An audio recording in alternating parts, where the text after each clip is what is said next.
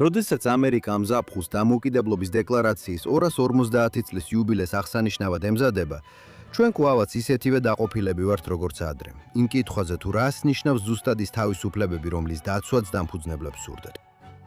და ზუსტად ისე როგორც რევოლუციის დღეებში, ჩვენს წინაშე არსებული კითხვა არ არის იმდენად ის გვინდა თუ არა დემოკრატია. არამედ ის შეძლებს თუ არა ხალხის თანხმობაზე დაფუძნებული მართლობის სისტემა გადარჩეს იმ რისხვის ფონზე, რომელიც პერიოდულად იპყრობს საზოგადოებრივ სივრცეს.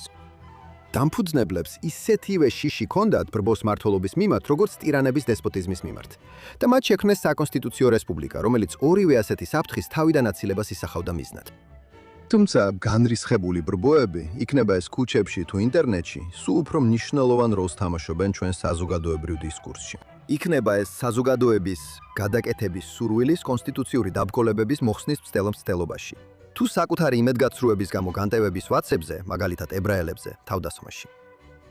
ამ კვირაში გადაცემაში Think Twice ჩვენ საუბრობთ თავისუფლების წინააღმდეგ ბრძოლაზე და მის შენარჩუნების საუკეთესო გზებზე ჯონათან ტერლისთან ერთად, რომელიც ამერიკის ერთ-ერთი წამყვანი იურიდიული მეცნიერია და მნიშვნელოვანი ახალი წიგნის ბრაზი და რესპუბლიკას ავტორი.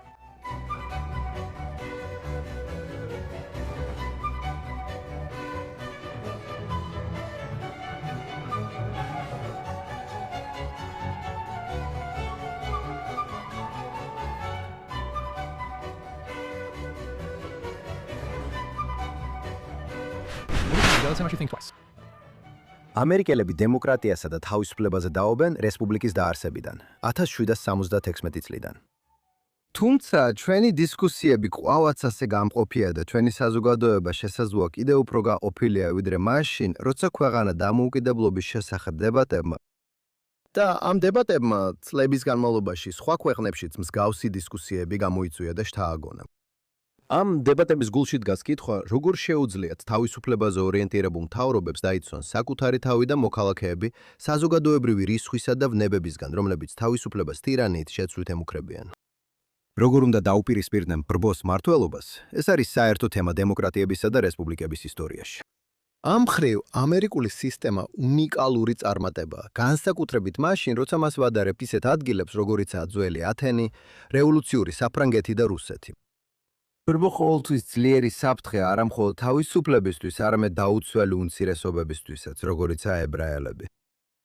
როგორ შეიძლება თავისუფლებამ და ეკონომიკურმა თავისუფლებამ გადარჩეს იმ გარემოში, სადაც ინტერნეტ ბრაზი და კონსტიტუციური რესპუბლიკების მიერ ბრაზის შეზღუდვისა და შენელების მიმართ მოუთმელობა დომინირებს.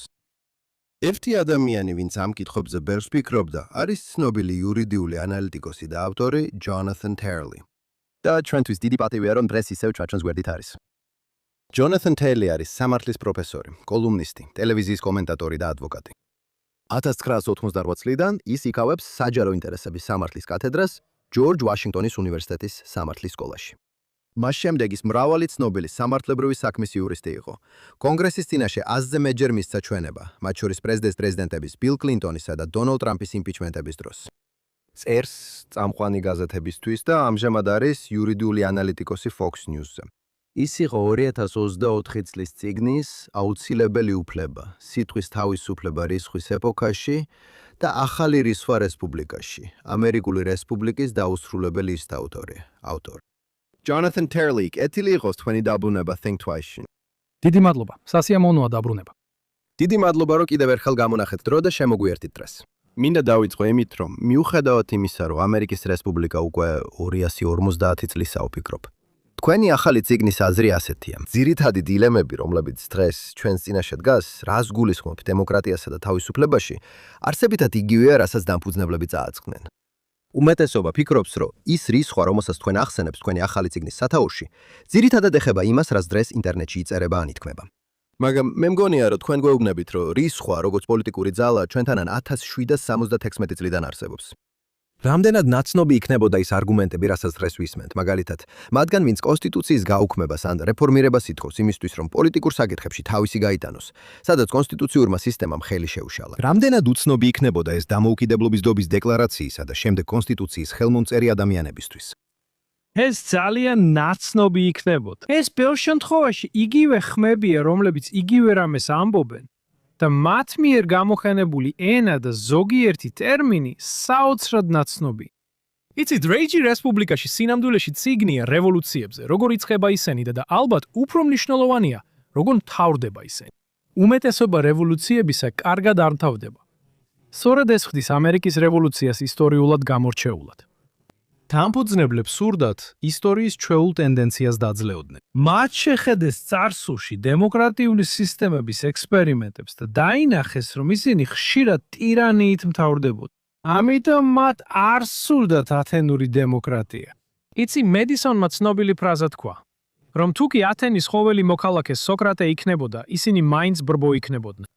და რასაც ის გულისხმობდა, იყო ის, რომ მათ არ ქონდათ მართლობის ისეთი სისტემა, რომელსაც დემოკრატიული პროცესის წნეხის გაძლება შეეძლო.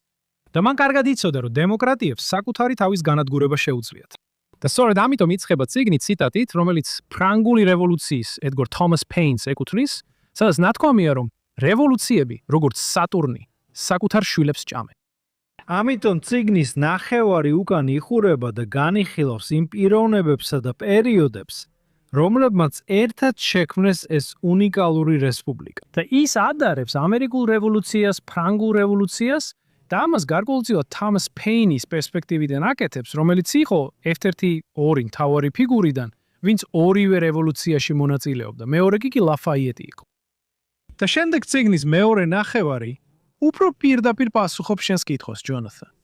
ანუ, განიხილავს, რა იყო გამორჩეული ელემენტები აქ. შეუძლია თუ არა ამ რესპუბლიკას გადარჩენა 21 საუკუნეში. შეძლებს კი ჩვენს გადატანას. და ეს ნამდვილად არ არის გადაწყვეტილი საკითხი. და საშიში ამპარტავნება იმის დაჯერება, რომ რადგან აქ 250 წელია ვართ, კიდევ 250 წელი დავრჩებით.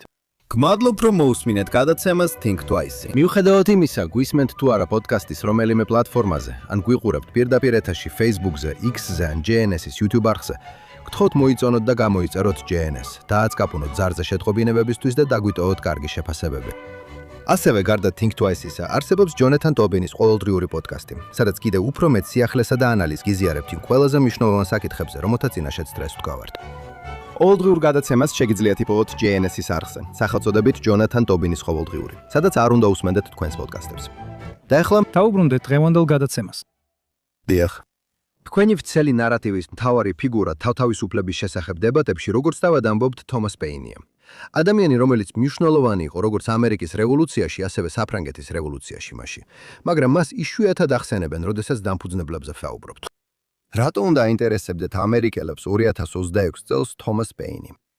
და რა შეგვიძლია ვისწავლოთ არა მხოლოდ მისი ნაწერებიდან, არამედ მისი ცხოვრების ისტორიიდანაც, რაც უნდა გვაძლევდეს მიმართულებას დემოკრატიისა და თავისუფლების შესახებ ჩვენს დღევანდელ დებატებში. კი, ეს ძალიან კარგი კითხვაა და ზუსტად სწორად აღნიშნეთ. იცით, დღესაც კი ისტორიკოსები ამცირებენ, სამართლის პროფესორები ამცირებენ თომას პეინის მნიშვნელობას. ეს ახალი ამბავი არ არის. ის ადვილად არ მიუღიათ და არც არასდროს მიუღიათ დამფუძნებელთა თაობის მიერ. ის მაცნაირი არ იყო. იცით, მათ უფრო თომას ჯეფერსონი მოსწონდათ, მავალი, განათლებული, სიმპათიური, ინტელექტუალური. პეინს ეს თვისებები არ ჰქონდა, ის მოულელი იყო. ბევრს სვამდა, თვითონვე მიიღო განათლება.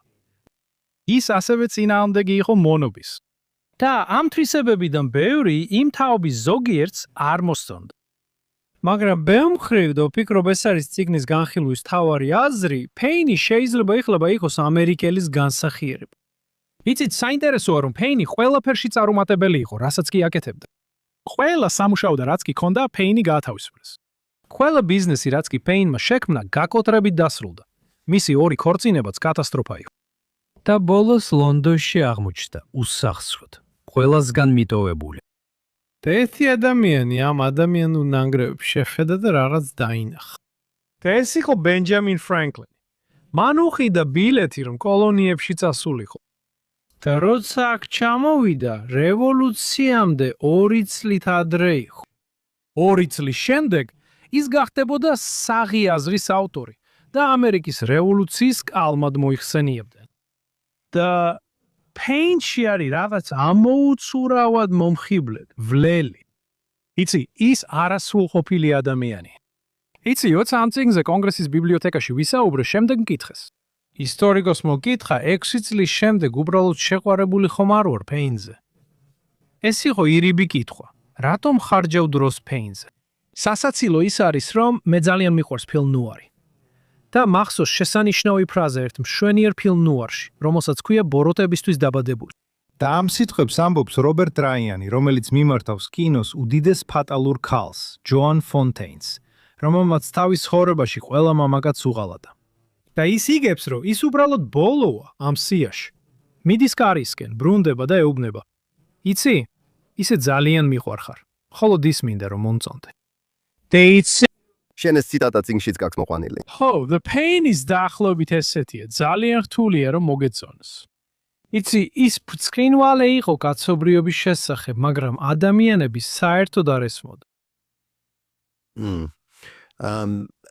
რას გულისხმობ კონკრეტულად, ანუ ცხადია, ზოგიერთმა ადამიანმა ალბათ იცის ჯანსაღი აზრი, რომელიც იყო. ისე ბროშურა, რომელიც მან 1776 წელს დაწერა, რომელიც ჯორჯ ვაშინგტონმა დაჟინებით მოითხოვა წაეკითხათ მის ჯარისკაცებს გაევრცელებინათ. რამდენად მნიშვნელოვანი იყო მისი გავლენა, ანუ უბრალოდ ცოტა უფრო დეტალურად რო განვეხილოთ მისი მნიშვნელობა.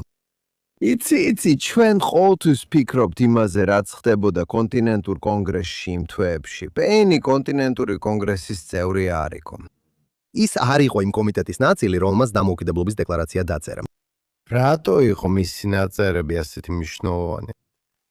ისი Pain-ის მნიშვნელობა იყო.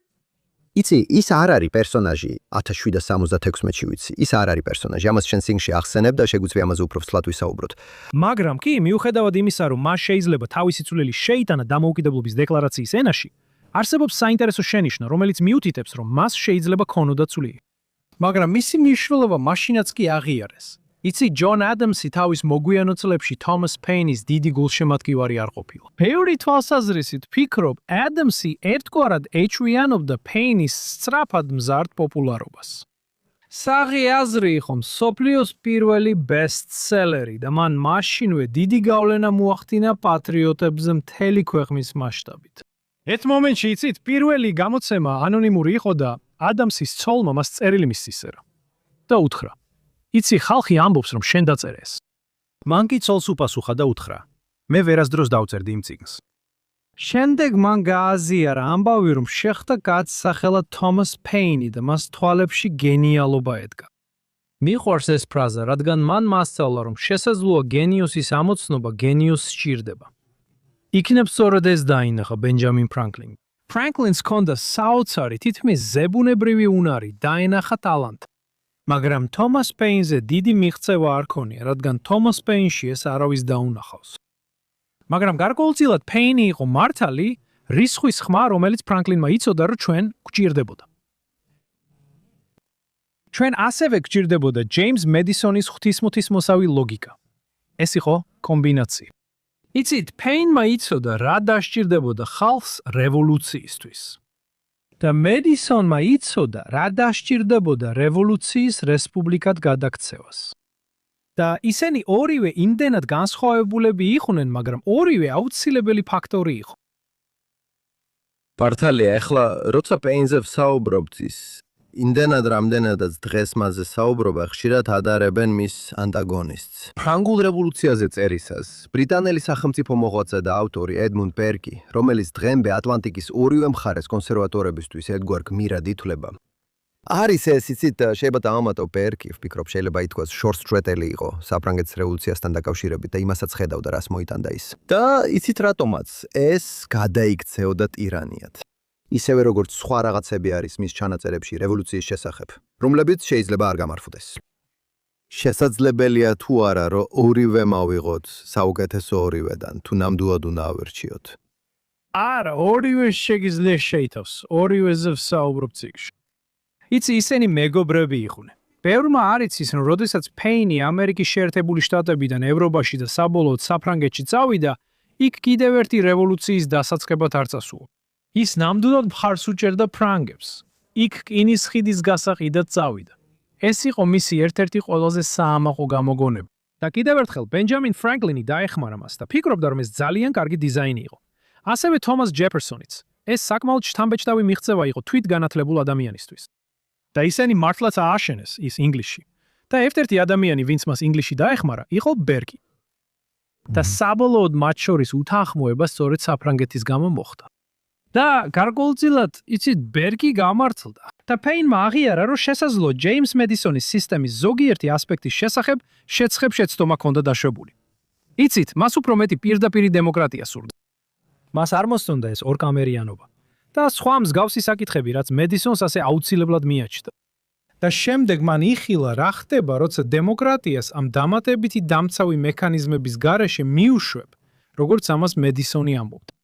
და ეს თითქმის სიცოცხლესაც კი დაუჯდა. ანუ სულ რაღაც 24 საათი აშორებდა გილიოტინაზე მოხვედრას. ლაფაიეტიც თითქმის გილიოტინაზე მოხვდა. და ისინი უყურებდნენ, როგორ ვითარდებოდა ეს ყველაფერი, როცა რევოლუციამ თავისი შვილები შეჭამა. ის ბევრ საკითხში ზომიერი იაკობინელების, ჟირონდელების მოკავშირე იყო. და ის უყურებდა, როგორ მიხავდა ჟირონდელები ერთის შემდეგ ერთს გილიოტინაზე. და ციგნი აღწერს ერთ მომენტს, როცა პეინი პარიზის გარეუბანში, თავშესაფარში, სასტუმროში ზის თავისი უკანასკნელი დარჩენილი მეგობრების გვერდით. და ერთის შემდეგ ერთს ჟირონდელები კარზე კაკუნის შემდეგ მიხავდათ, სანამ ბოლოს არ მოვიდნენ და სასტუმროს მეპატრონეც წაიყვანეს. და პეინი მარტო დარჩა ამ სასტუმროში იჯდა და ელოდა როდის გაისმებოდა მის კარზე კაკუნი. და ის კაკუნიც გაისმა. და საბოლოოდ ის მხოლოდ სულიად შემთხვევით გადარჩა. იცით, ის არასდროს ყოფილა ჯანმრთელი კაცი. და მისმა თანამესაკნეებმა ფაქტობრივად ლუქსემბურგის სასახლის ციხეში დაარწმუნეს დარაჯი, რომ კარი გაეღო, რათა მას ჰაერი მიეღო. მაგრამ როცა მან ეს გააკეთა, მათ ნიშანი, რომელიც ყველა სიკვდილით დასჯას ნიშნავდა, კედლის მხარეს მოაქციეს. ასე რომ, როცა იმ ღამით ყველა ადამიანის წასაყვანად მოვიდნენ, მათ ნიშანი ვერ დაინახეს. სხვა შემთხვევაში, ეს თომას პეინის დასასრული იქნებოდა. ოკეი, ძალიან კლიშეა. რაც ეხება იცირისხოს, მაგალითად უკეთესი მაგალითი არ არსებობს. იცი, შენ ძალიან დეტალურად აღწერ იმას, რაც მოხდა საფრანგეთის რევოლუციის დროს. ამერიკის შეერთებულ შტატებში ეს ისე კარგად არ არის შესწავლილი, სადაც იცი, ბრბომ, იცი, იმ რესპუბლიკა, რომელიც მათ შექმნეს, ბრბოს მმართველობად გადაიქცა. ამანაც იცი შთააგონა სხვა, იცი, რევოლუციის შექმნის მცდელობები. არ მგონია, რომ პარიზი 1870 წელს ახსენე, მაგრამ ესეც იცი კიდე ერთი უკიდურესი მაგალითი იყო.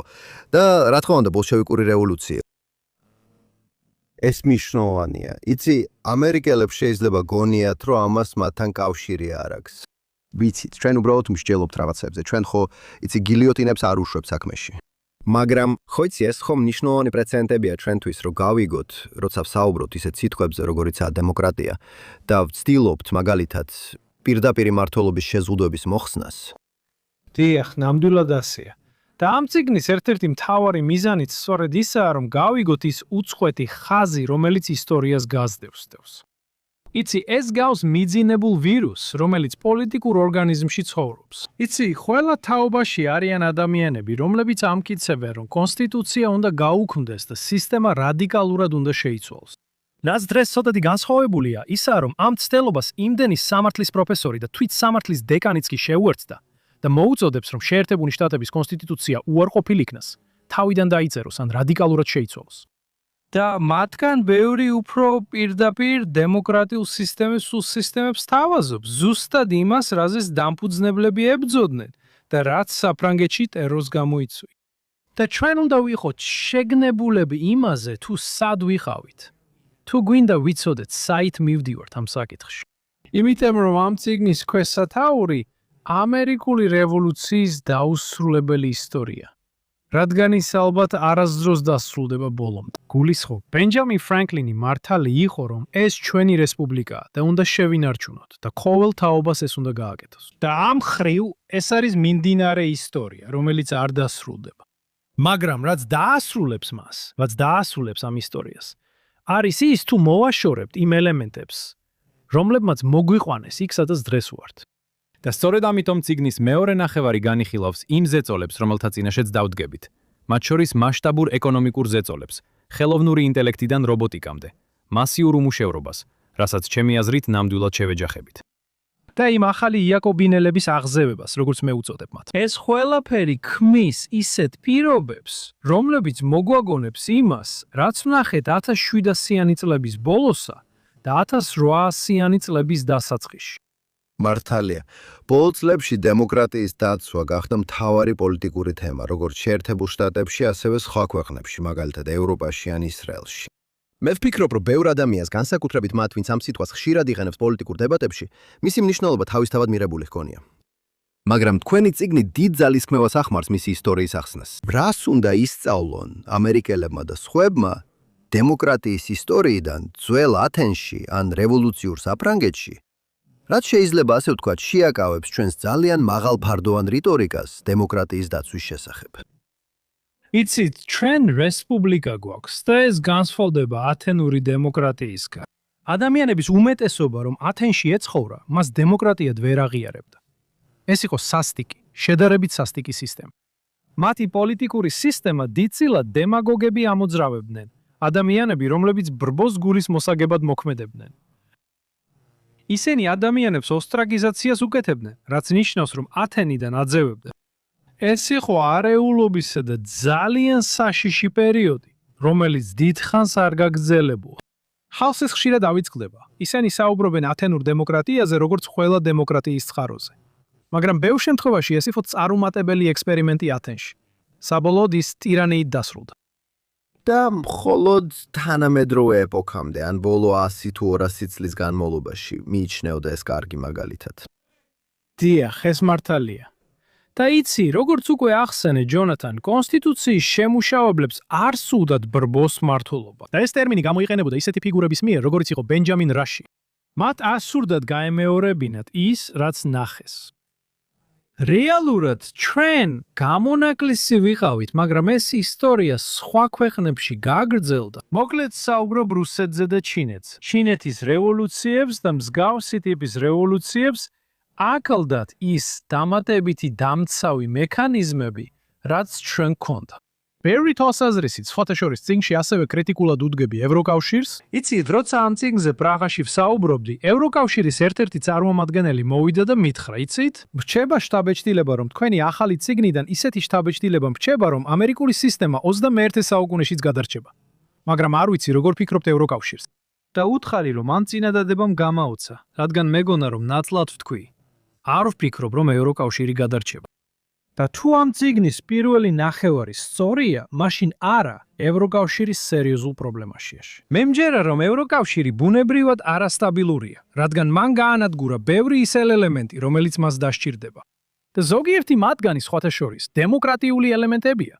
ევროკავშირს აქვს ძალიან ანტიდემოკრატიული ასპექტები. გულისხმობ იმას, რომ ისინი ძირითადად შეგნებულად და ღიად ცდილობენ დაშორდნენ ეროვნულ დემოკრატიებს, რათა შექმნან უფრო გლობალიზებული ან სულ მცირე ევროპული მთავრობა. და შედეგი ის არის, რომ თუ ეს სისტემა დაინგრევა, მათ მართლაც დაასუსტეს ეს ეროვნული პოლიტიკური სისტემები. და მე ვკითხე ამ კაცს, უთხარი, იცი რაც მაწუხებს ისაა, რომ შენ და მე შეიძლება არ ვეთანხმებოდეთ ერთმანეთს ევროკავშირის მომავალთან დაკავშირებით. მე ვფიქრობ, რომ ის განსაკუთრებით ნათელი არ არის. მაგრამ რაც მაწუხებს ისაა, რომ შენ არ გაქვს წარმოდგენა რა მოხვება ამას, თუ ჩვენგან ზოგიერთები მართალი ვართ და ევროკავშირი დაიშლება. და მიზეზი, რატომაც ეს მაწუხებს, ისაა, რომ ჩვეულებრივ, როცა დიდი სისტემები იშლება, რასაც ისინი ტოვებენ, არის ტირანია. და თუ გაქვს მთელ ევროპაზე გავრცელებული მთავრობა, რომელიც დაიშლება, ეს შეიძლება ძალიან საშიში სიტუაცია შექმნას. ხო, ანუ ეს მოხდა საფრანგეთში, მას შემდეგ, რაც, იცი, რევოლუცია ნაპოლეონთან ერთად ჩავარდა. და ეს იყო ის, რასაც ბევრი ადამიანი ელოდა. შეერთებულ შტატებში მოხდებოდა, რომ არა კონსტიტუციის გამარჯვება და შეზღუდვების დაწესება. იცი, თუ დაუბრუნდებით რისკვის თემას, ვფიქრობ, ჩვენ ნამდვილად ნახეთ, თუ როგორ გამოიყურება ბრბოს რისხვა. ანტისემიტიზმის ტალღაში, რომელიც განსაკუთრებით იგრძნობა კამპუსებზე, ქუჩებში და კუცბელად რო ვთქვათ, პოლიტიკურ დისკურსშიც. 2023 წლის 7 ოქტომბრის შემდეგ. და ეს მოდის ქვეყნის ზოგიერთი დიპლომირებული ელიტისგან. ფიქრობთ, რომ ანტისემიტიზმის საყოველთაოდ მიღებულ მოვლენად ქცევა იმავე საფრთხეების სიმპტომია თავისუფლებისთვის, რისგანაც დამფუძნებლები ცდილობდნენ ჩვენი დაცვას? მე ასე ვფიქრობ. იცით, ნამდვილად იგივე ფორმით გამოიხატება. იცით, ჩემი ეს წიგნი და წინა წიგნიც, აუცილებელი უფლება, ორივე საუბრობენ რისხვაზე, რაც საინტერესო რამაა. იცით, რისხვა ჩვენს გვერდით იყო ამ ქვეყნის დაარსების დროიდანვე. ბოსტონის ჩაის თვეულება რისხვის აქტი იყო. და შეგიძლიათ გულწრფელად თქვათ, რომ არც ერთი რევოლუცია არ მომხდარა რისხვის გარეშე. მაგრამ რისხვა ასევე დამღუპველია. ის საშუალებას გაძლევს თქვა და გააკეთო ისეთი რაღაცები, რასაც ჩვეულებრივ არ იტყოდი ან არ გააკეთებ. ის საშუალებას გაძლევს სრულად გძულდეს ისე, რომ არც მოусმინო და არც გინდოდეს გაიგო იმ ადამიანების, ვინც მეორე მხარეს დგან. და ვფიქრობ, რაც განსაკუთრებით ამახინჯებს ამას, ის არის, რომ ხალხს ეს მოსწონს. ისინი ამას არ აღიარებენ, მაგრამ ეს მოსწონთ. ეს დამოკიდებულებას იწვევს და გადამდებია. ანტისემიტიზმი არის ერთ-ერთი ესეთი რისხვის ფორმა, რომელიც ჩვენს ისტორიაში არაერთხელ გამოჩენილა ებრაელი ხალხის წინააღმდეგ. ზოგი ადამიანისთვის ეს ერთგვარი განმუხტვა. ასეობს ეს საშინელი, რასაც წინგში სატურნის გენად მოიხსენია, ვიცი, როგორ ვანადგურებთ საკუთარ თავს. გულისხმობ, უმეტესობა ადამიანებისა, განსაკუთრებით თუ ისტორიას იცნობ, ხვდები, რომ ყველას გვაქვს სატურნის გენი. ყველა მოკდალს შეუძლია მონსტრი იყოს. და როცა ანტისემიტიზმს, სიძულვილს, რისხვას, პოლიტიკურ მკვლელობებსა და ძალადობას ხედავ, სწორედ ამ სატურნის გენს ამოიცნობ. იცი, როცა პრაღაში ვსაუბრობდი, ზუსტად სანამ სცენაზე ავიდოდი და ჩემს ადრინდელ წიგნზე, რისხვაზე უნდა მესაუბრა, პირდაპირ სცენაზე ასვლის წინ მითხრეს, რომ ჩარლი კირკი მოკლეს. და მე ვიცნობდი ჩარლი კირკს. და მისი სიკვდილისგან უფრო ტრაგიკული მხოლოდ ის იყო, რომ მე არ გამკვირვებია. და ის ალბათ ბოლო არ იქნება. პრეზიდენტის სიცოცხლეზე არაერთი მკვლელობის მცდელობა ქონია. ძალადობა იზრდება. და ამ ძალადობის აქტებზე რეაქციები ალბათ ისეთივე შემაშფოთებელია, როგორც თავად ძალადობა, რადგანაც ბევრ ამერიკელს როგორც ჩანს, ეს საერთოდ არ ანაღვლებს. Sorry. თუ შეხედავთ თომპსონის მკვლელს, მენ ჯონეს, თქვენ ხედავთ ადამიანებს. ჯანმრთელობის საკითხი კარგია, ის კაცი, რომელმაც ჯანდაცვის კომპანიის ხელმძღვანელი მოკლა. Sorry. და არიან ადამიანები, რომლებიც მის გამართლებას ითხოვენ იმ საფუძველზე, რომ ფიქრობენ, იგი გამართლებული იყო. და ეს შოკის მომგვრელი განწყობა ინტერნეტში ფართოდ ვრცელდება, რომ ხალხს გონია, ეხლა ნორმალურია უბრალოდ კომპანიის ხელმძღვანელი მოკლა. ხო. ეხლა თქვენს წიგნში და ეს უკვე ახსენეთ კიდეც, თქვენ საუბრობთ ამერიკელ იაკობინელებზე, რაც გულისხმობს საფრანგეთის რევოლუციის იაკობინელებს. რა სახის საფრთხეს წარმოადგენენ ეს პოლიტიკოსები, პროფესორები და ჟურნალისტები კონსტიტუციური წესრიგის უნარისთვის, რომ შეზღუდოს რისხვისა და მოდური ბრბოების გავლენა? ეს ერთ-ერთი უფრო საინტერესო ანალოგია, რადგან ბოლო რამდენიმე წლის განმავლობაში მქონდა სხვადასხვა დებატები სხვა იურიდიულ სკოლებში ჩემს კოლეგებთან. ზოგიერთმა მათგანმა გამოთქვა, რომ არ მოსწონთ, როცა იაკობინელებს ადარებენ, რაც ნამდვილად მესმის. მაგრამ ერთ-ერთი რამ, რასაც მათ ვახსენებ, არის ის, რომ თუ წაიკითხავთ რობესპიერის ადრეულ ნაწერებს, როცა იაკობინელთა მოძრაობა იწყებოდა, იფიქრებდით, რომ ის ACLU-ს იურისტი იყო. ის სულ საუბრობდა სათანადო სამართლებრივ პროცესზე და ადამიანის უფლებებზე. საბოლოოდ ეს სწრაფად გააფუჭა იგი იმ დონემდე, რომ მოგვიანებით ითხოვდა ტერორი ღირსება. მაგრამ საინტერესო ისიც არის, რომ იაკობინელები არ იყვნენ როგორც ბასტილიის აღების სურათებშია ნაჩვენები, საფრანგეთის ღარიბთა აღზევება. და იაკობინელები არ იყვნენ მუშები, რომლებიც ბორკილებს იშორებდნენ. იაკობინელები სინამდვილეში ძირითადად განათლებულები იყვნენ. მათ შორის იყვნენ არისტოკრატებიც, ბევრი იურისტი, მაგალითად რობესპიერი. ბევრი ჟურნალისტი იყო ადრეული იაკობინელი. და სინამდვილეში ყველაზე სისხლიანი იაკობინელებიდან ზოგი ყოფილი ჟურნალისტი იყო, ზოგი ექიმი. და ამას დღესაც ხედავთ ადამიანებს, რომლებიც ცდილობენ ამ რისხვის ტალღაზე ამხედრებას. ზოგიერთი მათგანი ამ ტალღაზე პოლიტიკურ ძალაუფლებამდე ან პოპულარობამდე მისვლას ცდილობს. რაც მათ რა თქმა უნდა არ ესმით, ისაა, რომ ნაკლებად სავარაუდოა ამ პროცესს გადაურჩთ. ანუ, როცა ბრას აღვივებ, დღევანდელი რევოლუციონერები ხშირად ხდებიან ხვალინდელი რეაქციონერები. მაგალითად, ბერკლის დეკანი ერვინ ჩემბერინსკი, რომელმაც უზენაესი სასამართლოს მოსამართლეები უწოდა პარტიულ მედროებს, მან დაწერა წიგნი, სადაც ამბობს, რომ არც ერთი კონსტიტუცია არ ძლებს სამუდამოდ და ამტკიცებს, რომ შეერთებული შტატების კონსტიტუციას თავისი დრო უკვე გაუვიდა. ბევრი იურიდიული ფაკულტეტის პროფესორი მოითხოვს რადიკალურ ცვლილებებს. ცოტა ხნის წინ დებატები მქონდა ჰარვარდის იურიდიული ფაკულტეტის პროფესორთან იმაზე, ვარ თუ არა კონსტიტუციურ კრიზისში.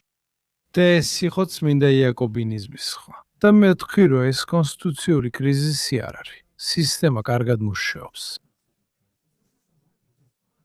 სინამდვილეში ის, რასაც აპროტესტებდა ირონიულად, იყო დემოკრატია. რადგან ამბობდა, რა თქმა უნდა, სისტემა გაფუჭებულია, ნახეთ, კონგრესი ვერაფერს აკეთებს. იცით, ჩვენ გაყოფილიერი ვართ. და როცა გაყოფილები ვართ, ნაკლები კეთდება. აი ამას ნიშნავს დემოკრატია. ხო, იცით, ეს არ არის შეცდომა. იცით, ეს სისტემის მახასიათებელია, რომელიც უნდა აფერხებდეს მიმდინარე ვნებებს და რომ გაართულოს რაღაცების შეცვლა. არა, ეს აბსოლუტურად სწორია. და რეალურად ჩვენ დგავართ რწმენის კრიზისის წინაშე, განსაკუთრებით იურიდიულ პროფესორებს შორის, რომლებიც გვანან სამღვდელოებას, რომელმაც რწმენა დაკარგა, მაგრამ სამოსი შეინარჩუნა. და ისინი უბრალოდ განაგრძობენ კამათს იმ სისტემის წინააღმდეგ, რომელმაც ასე კარგად გვემსახურა. რეალური გაგების გარეშე იმისა თუ რას იმედოვნებენ შექმნა. როცა ისინი სურთ უზენაესი სასამართლოს გაფართოება, საარჩევნო კოლეგიის გაუქმება, ყველა ის რამ, რასაც ახლა ღიად აყენებენ კანდიდატები. ეხლა ბევრი დემოკრატი კანდიდატია, რომლებიც ღიად ატარებენ კამპანიას უზენაესი სასამართლოს გაფართოებაზე და კონსტიტუციაში რადიკალური ცვლილებების შეტანაზე. დიახ, და ამ მხრივ უბრალოდ სურთ, რომ ყველაფერი მათ სურვილზე იყოს. იცით, მათ სურთ, რომ არანაირი შეზღუდვა არ ქონდეთ იმისთვის, რომ ყველაფერი თავიანთი მიმართულებით შეცვალონ, მაშინ როცა ისინი კმაყოფილები იქნებოდნენ კონსტიტუციური შეზღუდვებით თავიანთი ოპონენტებისთვის, მაგრამ სწორედ ეს არის კონსტიტუციების არსი. იგი უნდა მოქმედებდეს ორივე მხრიდან. არა, ვფიქრობ ეს სწორია. და სწორედ ეს სურდა მედისონს. ასე შეშის სისტემის წარმატება იყო ის, რომ ეს იყო ზემონაგები მედისონის სისტემის არქიტექტურა. იცით, ისე როგორც ადამიანები ტკივილს ამცირებენ, წინში ვამბობ, რომ აკადემიკოსები და ბევრი მოსამართლე დამოუკიდებლობის დეკლარაციას ამცირებენ. და როგორც მედისონის მიმდევარი მეცნიერი, ნამდვილად დამიწერია ჩემი წილი ქება ამ კონსტიტუციისთვის. მაგრამ თავად კონსტიტუცია იყო მედისონის გზა, რომ მიეღწია იმისთვის, რაც დამოუკიდებლობის დეკლარაციაში იყო დაპირებული. სწორედ დამოუკიდებლობის დეკლარაციამ განსაზღვრა ჩვენი ხალხის ვინაობა. ეს იყო პირველი განმანათლებლობის რევოლუცია. ამიტომ იყვნენ ადამიანები ჩვენით მოხიბლულნი. იცით, თუ დაბრუნდებით და წაიკითხავთ იმ დროს დაწერილ რაღაცებს, ეს წიგნში ჩავწერე, მაგალითად, იყო ერთი ფრანგი, რომელმაც ჩვენი რესპუბლიკის დასაწყისში შესანიშნავი წიგნი დაწერა. და მან დაასვა ეს ჩამაფიქრებელი კითხვა, რომელიც თავის ფრანგ მეზობლებსაც დაუსვა. და მან უბრალოდ იგითხა, რა არის ეს ამერიკა? და ეს არ იყო უმნიშვნელო კითხვა. ისინი ჩვენით აღფრთოვანებულები იყვნენ, თითქოს ახალი სახეობა ყოფილიყავით. განმანათლებლობის ეპოქის მწერლები დიდი ხანია არსებობდნენ, მაგრამ შემდეგ მოულოდნელად ადამიანთა ჯგუფი, რომელსაც ერთმანეთთან არანაირი კავშირი არ ჰქონდა, არც მიწასთან ჰქონდათ კავშირი, არც ფენებად დაყოფილი სოციალური სისტემა, არც კლასობრივი სტრუქტურა. მათი სტაბილიზაციისთვის ისინი დედამიწის ერთ წერტილში შეიკრიბნენ და ისტორიაში პირველი განმანათლებლობის რევოლუცია მოიფიქრეს. და ამით მათ დააფუძნეს მთავრობა იმ პრინციპზე, რომ უფლებები ეკუთვნის ადამიანებს როგორც ღვთისგან ბოძებული საჩუქარი და არა მთავრობისგან. და ეს იყო ძალიან ლოგისეული შეხედულება მთავრობას. და ეს აოცებდა ხალხს, როგორ შეიძლებოდა ეს მომხდარიყო ამ ეხლად ჩამოყალიბებულ ერში ოკეანის მიღმა. მაგრამ კითხვა, რომელსაც წიგნში ვსვამ, ასეთია. შეგვიძლია თუ არა დღეს ამ კითხვაზე პასუხის გაცემა? შეგვიძლია გულწრფელად გკითხოთ, იცით რა არის ეს ამერიკა? ვინ ვართ ჩვენ? ვინ ვიხავით მაშინ? და ვინ ვართ ეხლა? გულისხმობ, თუ ამ კითხვაზე პასუხის გაცემა არ შეგვიძლია, მაშინ იქნება 250 წლის იუბილე აღარ უნდა აღვნიშნო. მაგრამ უფიქრობ, ეს ის ნაწილია, რაზეც უნდა ვისაუბროთ. ჩვენ ჯერ კიდევ უნიკალური რესპუბლიკა ვართ. ამერიკული რესპუბლიკის ასპექტები ახლა უფრო საჭიროა, ვიდრე ოდესმე. დიახ, ანუ ერთ-ერთი ასპექტი იმისა, რაც ახახან ახსენეთ, იდეა, რომ უფლებები მომდინარეობს შემოქმედისგან, რაც დამოუკიდებლობის დეკლარაციიდან ციტატა ღმერთო ჩემო. სინამდვილეში თუ კონტექსტიდან ამოვიღებს, ძალიან საკამათოა. მედიაში და პოლიტიკაში არიან ადამიანები, რომლებიც ფიქრობენ, რომ თუ იტყვი, რომ უფლებები არ მომდინარეობს თავრობისგან, არამედ ღმერთისგან მოდის, მაშინ შენ, ხო გესმის, ქრისტიან ნაციონალისტად ან რაღაც ფუნდამენტალისტად მიგიჩნევენ. რაც, როგორც ბევრი სხვა რამ, ეჭვს გვიჩენს ჩვენს საგანმანათლებლო სისტემაზე. მაგრამ ეს ნამდვილად მიუთითებს სრულიად განსხვავებულ აზროვნებაზე იმასთან დაკავშირებით, თუ საიდან იღებს მთავრობა თავის ლეგიტიმაციას. არა, ეს სწორია. და ცოტა ხნის წინ დავწერე სვეტი, როცა სენატორმა თიმ კეინმა ვირჯინიიდან მკაცრად გააკრიტიკა მოწმე იმის გამო, რომ მოწმე ამბობდა, რომ ბუნებრივი უფლებების არსებობის ჯეროდა. და მან თქვა, ანუ ფიქრობთ, რომ უფლებები ღმერთისგან მოდის. თქვენ და ირანის მულებსა და იმ ექსტრემისტებს შორის, რომლებიც მსოფლიოს ტერორიზებენ, არანაირი განსხვავება არ არის. და დავწერე სვეტი, სადაც აღნიშნე, რამდენად სრულიად უცხოა ის ფაქტი, რომ ამერიკელი სენატორი დაობს ბუნებრივი უფლებების არსებობის გვჯეროდეს თუ არა. და იცით, შემდეგ კეინმა თითქოს უკან დაიხია. მაგრამ ეს აჩვენებს იმ უცნაურ რწმენის კრიზისს, რაც ჩვენ გვაქვს. ჩვენ მოვუწყდი ჩვენ საფუძველს. ამ ლოგისეულ იდეის მთავარი პრინციპი ისაა, რომ ბუნებრივ მდგომარეობაშიც კი, სანამ საზოგადოება შეიქმნებოდა, ჩვენ გქონდა უფლებები. ჩვენ გქონდა უფლებები, რომლებიც ჩვენ, როგორც ადამიანებს, გვეკუთვნის. და ეს ამერიკელად ყოფნის ერთ-ერთი უმნიშვნელოვანესი განსაზღვრელი ასპექტია. ეხლა თავისუფლების დაცვის კიდე ერთი ასპექტი არის ეკონომიკური თავისუფლება. და სწორედ აქ თქვენ სტიგში თქვენ ახსენებთ მე-18 საუკუნის ეკონომისტისა და მოაზროვნის ადამ სმითის სწავლებებს. ალბათ უნდა კითხოთ და ეს კითხვა სხვა სტუმრებსაც დაუსვი, რატო ბრუნდება სოციალიზმი მოდაში შეერთებულ შტატებში? და რატო წარმოადგენს ეს საფრთხეს ჩვენს კონსტიტუციურ წესრიგსა და თავისუფლებებისთვისაც? ვაუ, ეს თული კითხვა. ციგში ვსაუბრობ გამოკითხვებზე, რომლებიც აჩვენებს სოციალიზმისა და კომუნიზმის მხარდაჭერის ზრდას. ასევე ვსაუბრობ იმ ფაქტზე, რომ ეს არის არა მხოლოდ დამოუკიდებლობის დეკლარაციის, არამედ ერების სიმდიდრის გამოქვეყნების 250 წლის თავი და როგორც ვიცი. რაც იყო სმითის კლასიკური ნაშრომი, ხო იცით? დიახ. და როგორც აღნიშნა რესპუბლიკების რისხვაში, ეს წიგნი დიდ ბრიტანეთში დიდი პოპულარობით არ სარგებლობდა.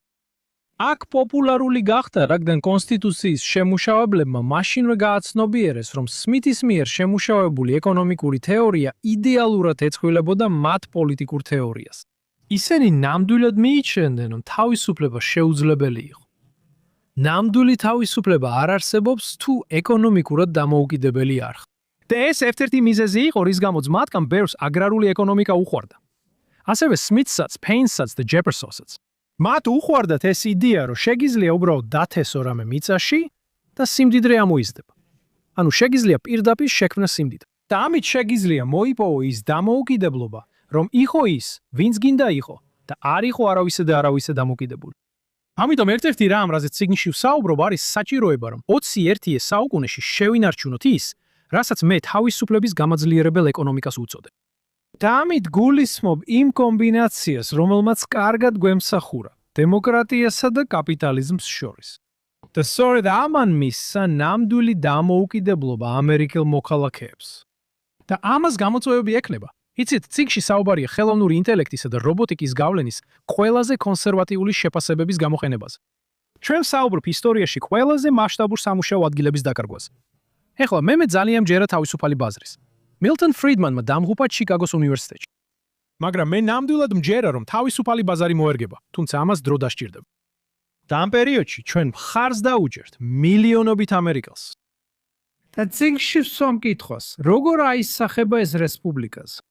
რადგან ეს სისტემა არ მუშაობს იმასთან, რასაც მე უწოდებ რჩენაზე მხოლოდ მოქალაქეებს. ეს არ იმუშაობს. ანუ ჩვენ არ შეგვიძლია გვყავდეს ბევრი ამერიკელი დახმარებაზე და ველოდოთ, რომ ისინი იმოქმედებენ ისე, როგორც გჭირდება მოქალაქეებად. თავრობის მიმართ დამოუკიდებელი ხმა ჰქონდეთ. ამიტომ წიგნი აფრთხილებს იმ ნაბიჯების გადადვმისგან, რომლებიც ჩემი აზრით ალბათ არასწორი იქნება. მე საკმაოდ დარწმუნებული ვარ, რომ კონგრესი ყველა იმ არასწორ ნაბიჯს გადადგამს, რომელზეც წიგნში ვსაუბრობ, რადგან ისინი ყოველთვის ასე იქცევიან. ისინი დააფინანსებენ წარუმატებელ ინდუსტრიებს. ისინი დააფინანსებენ წარუმატებელ სამუშაოებს. ისინი დახარჯავენ მილიარდობით და მილიარდობით დოლარს, რაც არაფერს შეცვლის, რადგან ისინი ებრძვიან ეკონომიკას, რომელსაც ამ ტიპის სუბსიდიებით ვერ შეცვლიან. მაგრამ საბოლოოდ მოგვიწევს ყურადღება გავამახვილოთ იმაზე, თუ როგორ გავუმკლავდეთ ახალ ეკონომიკას, რომელიც იჩენს თავს. მაგრამ მხოლოდ ხელსაქმესა და წვრილ ხელობას დაყრდნობილი საზოგადოება ვერ ვიქნებით. ჩვენ ვერ ვისწავლით ყველანი მინის დაბერვას და კერამიკის დამზადებას მხოლოდ მთავრობის ხარჯზე და ვერ ვიფიქრებთ, რომ ეს რესპუბლიკა პუბლიკა არ დაზარალდება. დიახ, ვფიქრობ, თქვენ ძალიან კარგად აღნიშნავთ თქვენს წიგნში, რომ რაღაც უნდა გავაკეთოთ. შრომა და შრომის ღირსება მოქალაქედ ყოფნის არსის ნაწილია. და იცით, მის გარეშე ჩვენ დავკარგულები ვართ. ეხლა ამ ყველაფერს საფრთხეს უქმნის ხელოვნური ინტელექტი, რომელიც თქვენ ციცით, და ის, რასაც თქვენ უწოდათ მუშაკების გარეშე ეკონომიკურ მოდელს, რომელიც ასე ძლიერ ბატონობს ჩვენ საქმიანობაზე. რა თქმა უნდა, ხელოვნური ინტელექტი უბრალოდ ინსტრუმენტია. ის ისეთივეა, როგორც სხვა ყველაფერი. მისი გამოყენება შეიძლება. გულისხმობ ჟურნალისტიკაში, იცით, ეს რაღაცნაირად ჩვენ შეგვიძლია მისი გამოყენება თარგმანებისთვის და მას შეუძლია უამრავი საოცარი რამის გაკეთება. მას შეუძლია იცით დაგვეხმაროს, იცით, მთვარეზე და მარსზეც კი მიგვიყვანოს. მაგრამ მას ასევე შეუძლია ბევრი ადამიანი უმუშევრად დატოვოს და გარკვეულწილად ჩვენს კულტურას მნიშვნელობა დააკარგვინოს. როგორ რა გრძნობა გაქვთ იმის შესახებ თუ როგორ მუშაობს ეს? გარდა იმისა, რომ ალბათ როგორც ყველა სხვა განათლებაში თქვენაც გაწუხებთ ის თუ როგორ იყენებენ მას ან ცდილობენ გამოიყენონ თაღლითობისთვის. კი, ციგში ვსაუბრობ დადებით ასპექტებზე. ეს შეამცირებს გარკვეული პროდუქტების ღირებულებას. ხალხს შეიძლება მიიღოს მეტი პროდუქტი, უფრო განვითარებული პროდუქტები, უფრო დაბალ ფასად, რადგან აშკარად ამცირებთ შრომის ხარჯებს. მაგრამ ეს ასევე ნიშნავს, რომ მოხდება მასიური ცვლილება და მილიონობით ამერიკელი არა მხოლოდ უმუშევარი გახდება, არამედ შესაძლოა დასაქმებაც ვეღარ შეძლოს. ანუ რაც უფრო დიდხანს დარჩებიან ისინი უმუშევრები, მით უფრო მეტად მიიღებს ახალი თაობის მუშახელი იმ ეკონომიკაში გაჩენილ ახალ სამუშაოებს. ესე რომ შეიძლება ყავდეთ სტატიკური მოსახლეობა, რომელიც იღებს უნივერსალურ საბაზისო შემოსავალს ან მთავრობას მიერ მიწოდებულ საბაზისო შემოსავალს. ერთ-ერთი რამ, რასაც მე ვთავაზობ, არის ის, რომ უნდა გავამახვილოთ ყურადღება იმაზე, რასაც მე გვინანის სამუშაოებს უწოდებ. ეხლა ეს ტერმინი მხოლოდ ნერდებს ეცნობათ. არა, კი მივხვდი, მაგრამ გააგრძელე. ამაზე მე ვარსკვლავური გზის სერიალში Dan Forward-ში, რომელიც იმ ვარსკვლავფრენის ბარი იყო, ბარმენი იყო სახელად გვინანი, მას რუპი გოლდბერგი თამაშობდა. და როცა ვიზრდებოდი, ყოველთვის მაინტერესებდა, რატომ მიდიოდნენ ადამიანები Dan Forward-ში. და ისინი უკვე თავდნენ Ramulan Sunrises cocktails და უყურებდნენ, როგორ ამზადებდა გვინანი მას რეპლიკატორის წინ, ნამდვილი მანქანით, რომელსაც შეეძლო იდეალური Ramulan Sunrises cocktail-ის დამზადება. მილიონჯერ, ზუსტად ერთნაირად. რეპლიკატორის განსაზღვრებით გარანტირებული გაქვს იდეალური კოქტეილი. და მაინც მათ უნდათ, რომ გვინანმა გააკეთოს იგი. და ამიტომ ვკითხულობ წიგში. რამდენი სამუშაოა გვინანის მსგავს? რამდენი სამუშაოა ისეთი, რომ მიუხედავად იმისა, რომ რობოტი ან ხელოვნური ინტელექტი უკეთესად გააკეთებს, ჩვენ მაინც გვინდა, რომ ადამიანი აკეთებდეს ამას, ან მნიშვნელოვან როლს ასრულებდეს. და მე მართლაც ვსაუბრობ ესეთ სამუშაოებს ბერს. იცით, ნაკლებ ტაქსის მძღოლს ვნახავთ, ნაკლებ რადიოლოგსაც ვნახავთ. მაგრამ ვფიქრობ, ხალხს მაინც მოუნდება მასწავლებლები, რომლებიც ადამიანები არიან. ვფიქრობ, მათ მაინც მოუნდებათ ფსიქიატრები, რომლებიც ადამიანები არიან. მათ მაინც მოუნდებათ ექიმები. მიუხედავად იმისა, რომ ექიმებს ხელოვნური ინტელექტი დაეხმარება. ბევრ ასეთ სამუშაოში საჭიროა ადამიანური ელემენტი. ამიტომ წიგნი განიხილავს, როგორ შეგვიძლია ახალი ეკონომიკის შესწავლა მის წინააღმდეგ წასვლის ნაცვლად, რათა ცადოთ წარმატების მიღწევა იმ სფეროებში, სადაც დასაქმებაში ადამიანური ელემენტია.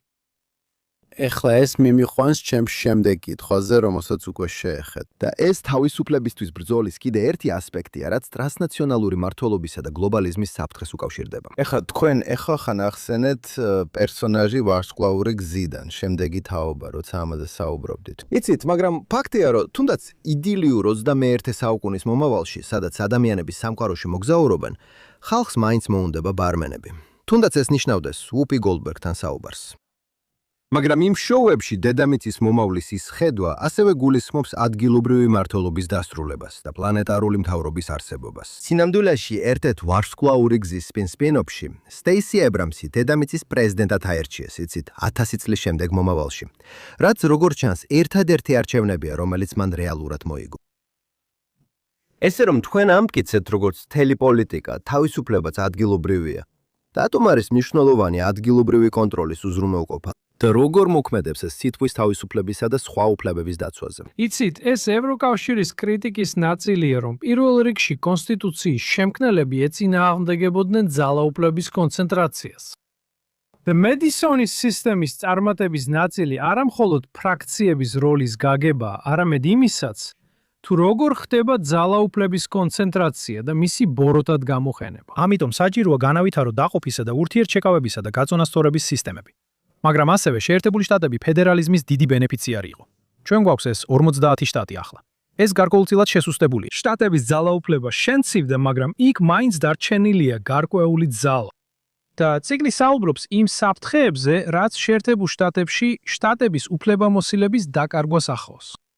ჩვენ ნამდვილად უნდა ვიმუშაოთ იმისთვის, რომ უფლებები ადგილობრივ დონეზე შევინარჩუნოთ. იცით, როცა ტიფონილმა თქვა, რომ მთელი პოლიტიკა ადგილობრივია, ეს ნამდვილად ასეა, როცა საქმე უფლებებს ეხება. და ვფიქრობ, კონსტიტუციის შემქმნელებმა ეს კარგად გაიგეს, როცა ფედერალიზმის სისტემა შექმნეს.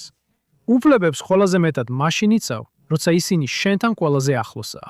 ინდონეზე რამდენადაც შენი უფლებები ვაშინგტონში, ეროვნულ დედაქალაქში, ან რაც კიდევ უარესია, ბრიუსელში და რომელიმე ევროპულ დედაქალაქშია გადატანილი, ეს ძალაუფლების ცენტრს სულ უფრო და უფრო შორს წევს მოქალაქეებისგან. და ისინი უფრო პასიურები ხდებიან. ანუ როცა ისინი აცნობიერებენ ამას, იცი რომ უმეტეს ევროპელს ნამდვილად არ აქვს დიდი წარმოდგენა რა ხდება ევროპარლამენტში. გარდა იმისა, რომ ამას სიახლეებში წაიკითხავენ, მაგრამ მათ არ აქვთ რეალური პირდაპირი კონტაქტი, როგორიც ექნებოდათ უფრო ტრადიციულ საკანონმდებლო ორგანოში. და სწორედ ეს გაუცხოება, რაც შეიძლება გამოიწვიოს უკმაყოფილება. ეს შეიძლება გამოიწვიოს პასიურობა. და საბოლოოდ ეს შეიძლება გამოიწვიოს არასტაბილურობა ისეთ სისტემაში, როგორიცაა ევროკავშირი.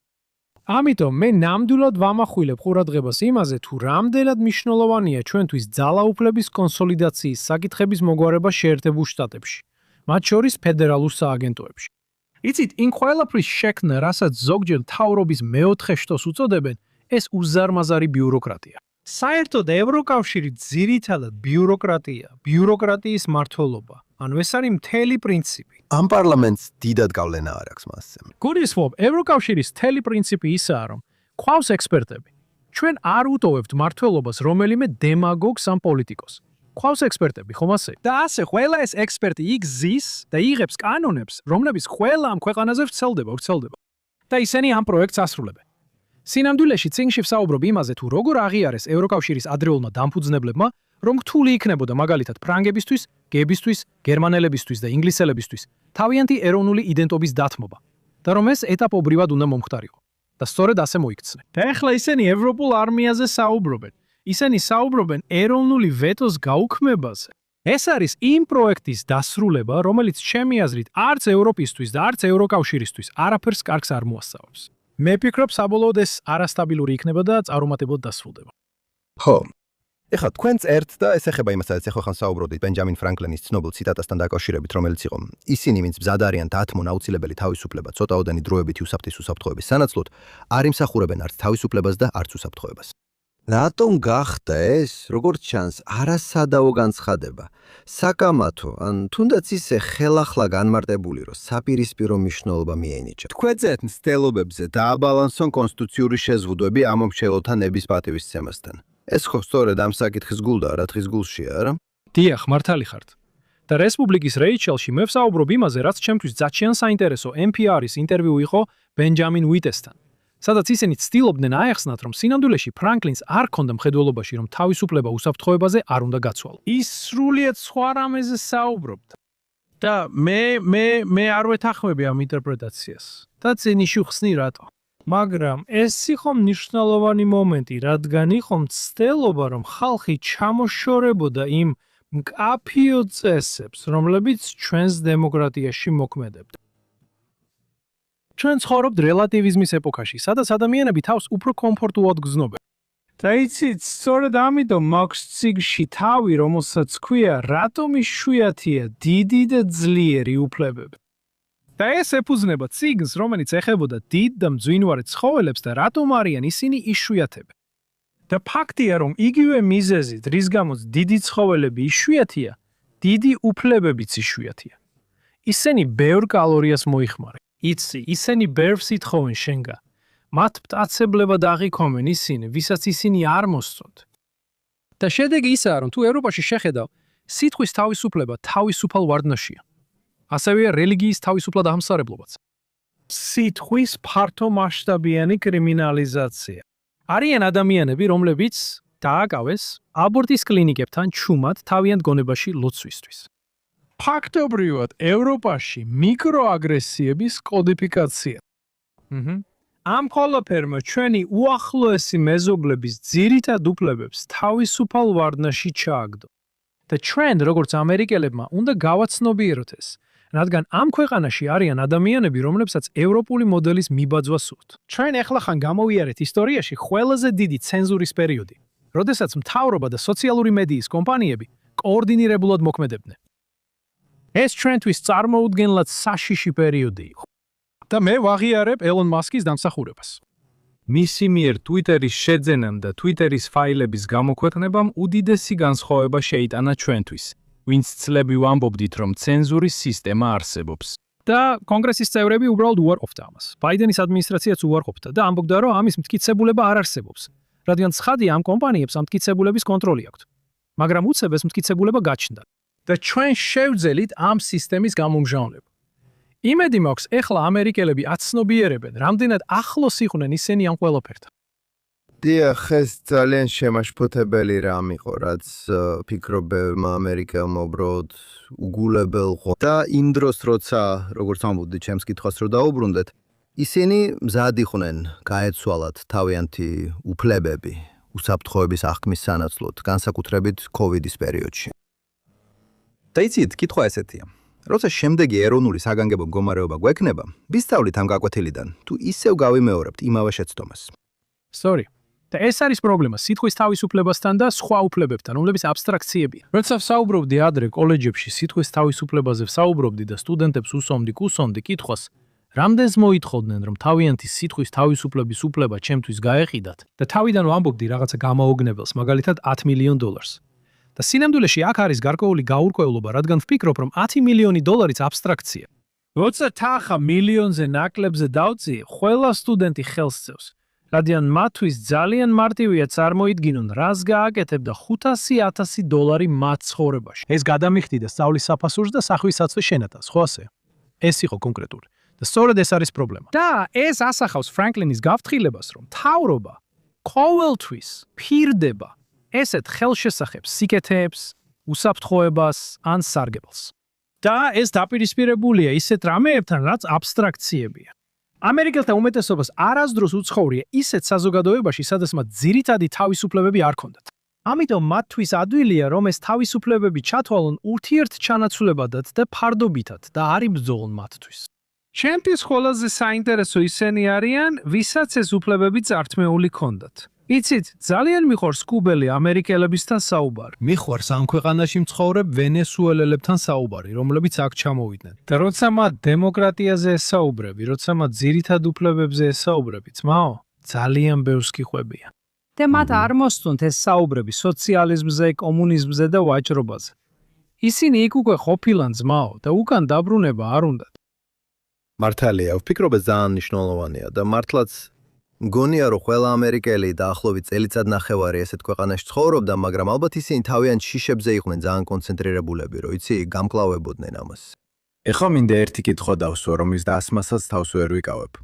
იმიტომ რომ არის ერთი ქვეყანა, სადაც იცი, დემოკრატიაზე დებატი რაღაცნაირად არის. სარკისებური ანარეკლი იმ დებატებისა, რაც ჩვენ ამერიკაში ჰქონდა, არის ისრაელში, სადაც ამერიკისგან განსხვავებით პრობლემა არის სასამართლო სისტემა, რომელმაც აიღო ისეთი ძალაუფლება, რომელიც მას აძლევს შესაძლებლობას შეაფერხოს ყველაფერი, რაც საკანონმდებლო ორგანოსა და ამომრჩევლების მიერ არჩეულ აღმასრულებელ ხელისუფლებას სურს გააკეთოს. ისეთი მასშტაბით, როგორცაც ყველაზე აქტივისტი ამერიკული სასამართლოც კი ვერ იოცნებებდა, ფაქტობრივად დემოკრატიის სახელით აუქმებს დემოკრატიას. როგორ ფიქრობთ, იქ მიმდინარე დებატი დემოკრატიაზე, რომელიც შესაძლოა ისევ განახდეს, როცა შემდეგი არჩევნები ჩატარდება და ომი დასრულდება, როგორ განსხვავდება იმ დებატებისგან, რაც ჩვენ ამერიკაში გვაქვს? საინტერესოა, ჯონათან, რადგან წლების წინ, როცა ეს დაპირისპირებები ჩნდებოდა, განსაკუთრებით ნეთანიაუსა და უზენაეს სასამართლოს შორის, ჩემი პირველი რეაქცია ნეთანიაუს მიმართ დაგმობის გზნობა იყო. და ვაპირებდი დამეწერა. ამიტომ გადავწყვიტე დამეწერა სვეტი, რომელიც ნეთანიაჰუს ამ მცდელობისთვის დაგმობდა.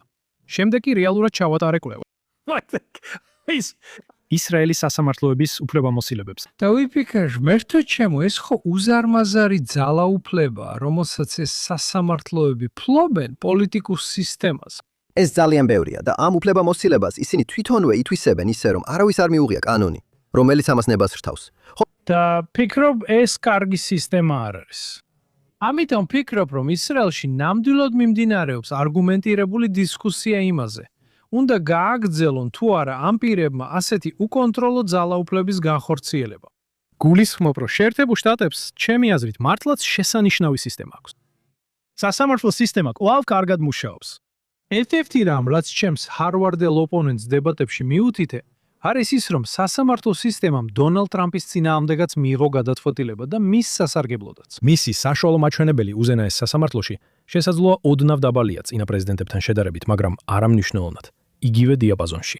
სასამართლო როგორც წესი თანმიმდევრულია. მიუხედავად იმისა, ვინ არის პრეზიდენტი. როგორც ხედავთ, რადგან ამან პრეზიდენტი გააბრაზა, მას ხავს ბევრი საკუთარი დანიშნული მოსამართლე, რომლებმაც მის წინააღმდეგ მიიღეს გადაწყვეტილება. მე გამიკრიტიკებია ის ამ თავდასხმებისთვის, რადგან ბევრ შემთხვევაში მისი უდიდესი მემკვიდრეობა შეიძლება სწორედ ის ადამიანები იყვნენ, ვინც უზენაეს სასამართლოში დანიშნა. ისინი მართლაც შესანიშნავი იურისტები არიან და მე ყოველთვის არ ვეთანხმები მათ, მაგრამ ისინი ძალიან სერიოზულად ეკიდებიან თავიანთ საქმეს და ზუსტად იმას აკეთებენ, რასაც დამფუძნებლები იმედოვნებდნენ. ისინი დამოუკიდებლები არიან. და სწორედ ესეთი ადამიანების დანიშნა უნდოდა დონალდ ტრამპს. ოდა მივიღეთ ისინი. კარგი, გასაგებია. შეიძლება უფრო მეტიც ვიდრე მას სურდა. ისრაელში ვფიქრობ, აქ ნამდვილად არსებობს სერიოზული კითხვა, არა მხოლოდ სასამართლო სისტემასთან დაკავშირებით, არამედ მთლიანად საკონსტიტუციო სისტემასთანაც. არ ვცდილობ თავი ისრაელის სამართლის ექსპერტად გამოვაცხადო. ამას ნამდვილად არ ვითხოვდი. მაგრამ და ეს შეიძლება ჩემი სუბიექტური შეხედულებაც იყოს, მაგრამ ჩემი აზრით სისტემა ნამდვილად თავიდან უნდა გადაიხედოს, განსაკუთრებით სასამართლოების როლთან დაკავშირებით და ასევე იმაზე, თუ როგორ შეიძლება ეს ყველაფერი იმუშაოს. და იცით, ჩვენ ეს დებატი ქონდა შეერთებულ შტატებში ვუდრო ვილსონთან, რომელიც ძალიან კრიტიკულად უყურებდა ჩვენ სისტემას და უჭერდა მხარს საპარლამენტო სისტემას. მართალია. მე ვფიქრობ, რომ ის ხდებოდა. მაგრამ ამას ინგლისში ხედავთ. იცით, მე წარმოვადგენდი წარმომადგენელთა პალატას და იქ ვიყავი მიწვეული, რადგან საუბრობდი მაგნა კარტას 800 წლის იუბილეზე. და მთხოვეს ჩაის დალევა იმ ადამიანებთან, ადვოკატებთან, რომლებიც წარმომადგენელთა პალატას, თემთა პალატასა და ლორდთა პალატას წარმოადგენდნენ. და ჩვენ გვქონდა შესანიშნავი შეხვედრა, რომელიც ორჯერ უფრო დიდხანს გაგრძელდა, ვიდრე დაგეგმილი გვქონდა. ეს იყო შესანიშნავი ჩაის სმა. მართლა ინგლისელებს ამაში ვერავინ შეედრება. მაგრამ ბოლოს ჩემს კოლეგებს უთხარი, რომ ეხლა კიდევ უფრო ნაკლებად მესმოდა მათი, ვიდრე მაშინ, როცა პირველად მივედი იმ ღონისძიებაზე. ყველაფერი, რაც ინგლისურ სისტემაზე მითხეს, მხოლოდ კიდევ ერთხელ დამარწმუნა, რატომ ვფიქრობ, რომ ეს არის სერიოზულად ხარვეზიანი სისტემა. მათ შორის ისიც, რომ ისრაელსა და სასამართლოებზეც ვისაუბრეთ, იქ სამინისტროებს უზარმაზარი დამოუკიდებლობა აქვთ. და არსებობს ძალიან მოქნილი ურთიერთობა სამინისტროსა და პარლამენტს შორის, როცა ხარჯებს ადგენენ. და როცა ამ ყველაფერს მიხვებოდნენ, ფიქრობდი, როგორ მართავთ თქვენ ხალხო მთავრობას ამაზე დაკრდნობით. გულისხმობ, ყველაფერი ძალიან ისინი ამბობენ ხანდახან სამინისტრო უბრალოდ გვეუბნება, ეს უფრო გჭირდება, ის უფრო გჭირდება. ება, საბოლოოდ ვათანხმეთ ყველაფერს. ეს არ არის ამერიკული სისტემის საფუძველი. გულისხმობ, ჩვენ მართლა გვჯერა, რომ კარგ მეზობლებს მკაფიო საზღვრები ქნის. დიახ, ვფიქრობ, როცა დემოკრატია სხვა სისტემებს ვადარებთ, დემოკრატია ცუდია, მაგრამ მაინც ყველა სხვა სისტემაზე უკეთესია. ამერიკის რესპუბლიკას ნამდვილად აქვს უმაღლესი კონსტიტუციური წყობა. უკვე გარკვეულწილად ახსენეთ ეს, მაგრამ ჩემი ბოლო კითხვა თქვენთან არის თქვენი ციგნის დასკვნითი მონაკვეთების შესახებ, სადაც სვამთ კითხვას, რას ნიშნავს იყო ამერიკელი დღეს. კარგი, რა არის თქვენი პასუხი და როგორ უნდა განსაზღვროს ამან ჩვენი არგუმენტები დემოკრატიაზე? იცით, ციგში ვსაუბრობ იმ საერთო თვისებებზე, რაც ამ ქვეყანაში ჩამოსულ ხალხს აქვს. თომას პეინი ბევრ მხრივ არის ამერიკელის განსახიერება. ის ამ ქვეყანაში ჩამოვიდა, რათა საკუთარი თავიდან შეექმნა. მან თავის გვარსაც კი დაუმატა 100 ბოლოში. მან გააცნობიერა, რომ ის, რაც მსოფლიოს შესთავაზა, ყოველთვის მის თავში იყო. ეს იმაში მდგომარეობდა, რომ ის თომას პეინი იყო. მაგრამ 2 წელიწადში ის ამერიკული რევოლუციის მთავარი მწერალი გახდებოდა. ის გახდებოდა ის ნაპერწკალი, რომელსაც ჯორჯ ვაშინგტონი მათ ადრეულ წარმატებას უმეტესად მიაწერდა.